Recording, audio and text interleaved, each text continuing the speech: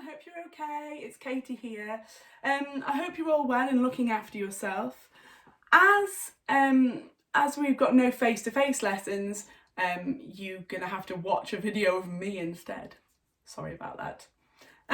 So for today's lesson, I wanted to talk to you about presentation and my top tips for a presentation. So please make any notes that you may need. So, here are my top tips for a perfect presentation. 1. Body language.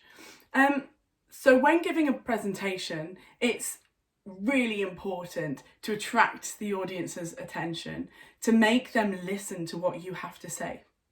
So to do this, you've got to do quite a few things. Listen up carefully. So, eye contact. Some people's eyes can look to the side, to their paper.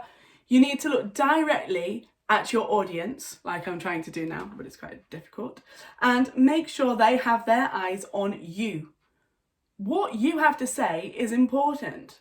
It's interesting and it matters, so make people listen. Next, reading. Should I read or should I not?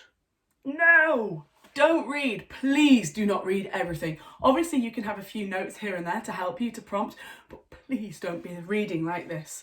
It goes again with eye contact. If you are standing there looking at a piece of paper, nobody has anything to look at to catch their attention. People will start thinking about what they're going to eat for lunch, what they're going to do at the end of the day when they get home, what they're going to do for their weekend. So you need to start looking confident, looking like you know what you're talking about. C or 3, depends on how you do it. Gestures. What are you doing with your hands?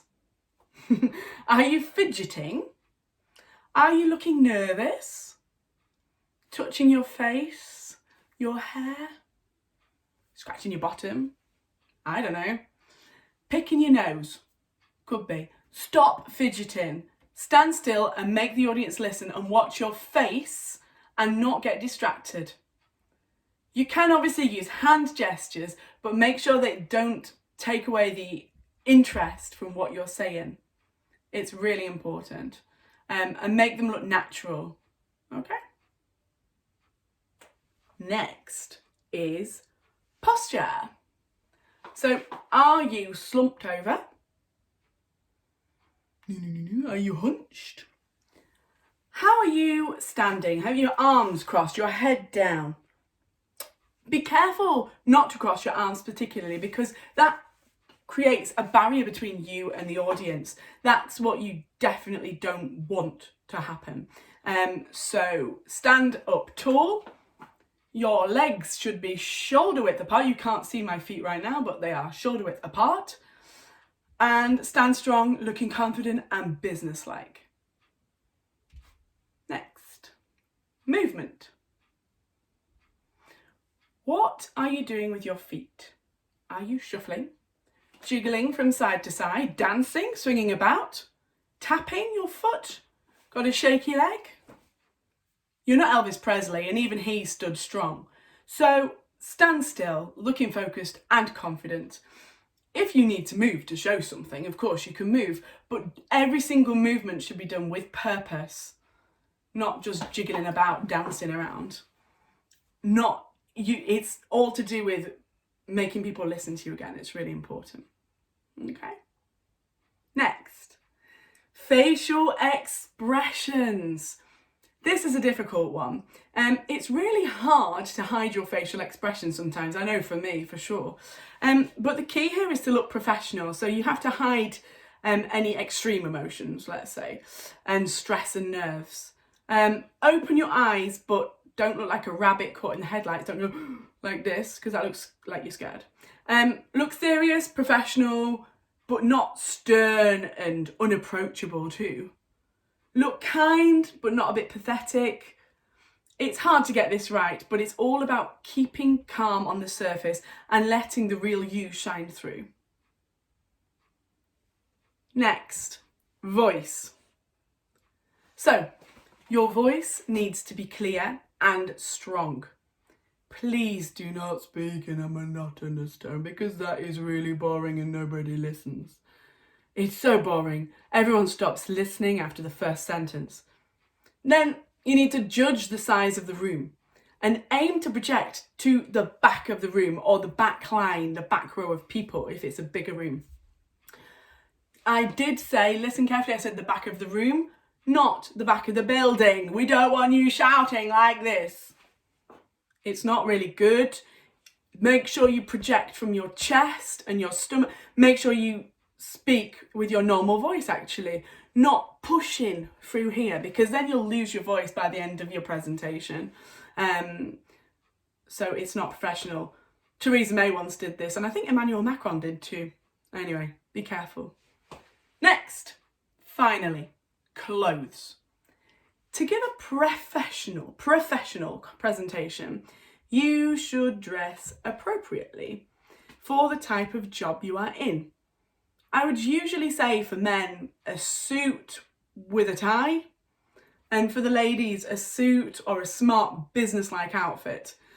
I would always advise something that covers up the tops of your shoulders, ladies. Be careful that it's not too low cut as well, or if you've got buttons that they're done up and they're not going to pop open mid-presentation, because that would be really embarrassing. I say cover up the tops of your shoulders, maybe because I'm a bit old-fashioned, but what I really mean is not these strappy vest tops. In a professional work environment, it looks a little bit, unprofessional. Next, the second topic I'd like to talk to you about to help you with is your presentation planning. So a step-by-step summary. So here's a guide on how to plan your presentation. So to prepare your presentation, define your purpose. Who is it for? What is it? What reactions are you seeking? Then, subject and content, audience needs, type of presentation, equipment, venue. Create and gather ideas, so brainstorm, be innovative and daring. If you're not daring in the first organisation preparation stage, then you're never going to push your limits and it's going to always stay at one level. To be able to improve, always push yourself a little bit further. Even if you come up with crazy ideas, it's better to start higher than to work your way up to a mediocre performance. Then materials, media, exercise, case studies, statistics, props, quotations, participation, all of those little things you need to think about as well. That's step 4. Then you need to create and design the presentation. So plan the structure, the sections, the order and the headings, the points of interest. Consider your audience attention span to get the language and the tone right. Don't make it too short, don't make it too long. Then build the presentation. Then next is dress rehearsal. So you need to practice this with your group or alone. If you're alone in front of a mirror, record yourself to check whether you look ridiculous or whether and then make points and make notes about how you can improve. And the last thing is visit the venue and prepare your equipment. Before your presentation, it's really important to arrive just before, not just before, actually quite a while before, making sure that everything is organised, everything is set up. If you're using a computer, a screen, everything's working properly, because you don't want to have to arrive when the audience is there and faff around. Then the next one is deliver your presentation. And I would like to wish you all good luck with that. And I'll speak again soon. So that's the end. And I'll speak to you soon. Bye bye. See ya.